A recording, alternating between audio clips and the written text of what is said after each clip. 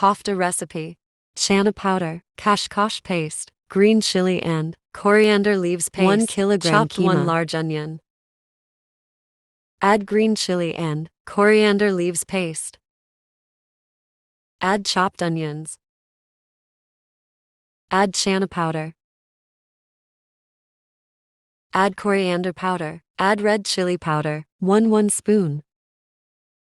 Add turmeric powder, 1 spoon. Combine well.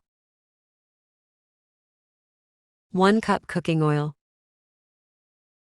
Add 1 spoon cumin seeds. Add grilled onions. Red chili powder, turmeric powder, coriander powder. When onion is brown, powder, add ginger garlic paste.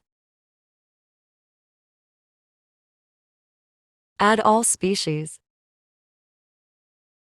When oil is separate, add 1 cup yogurt. Add water. Add kofta. Ready to eat.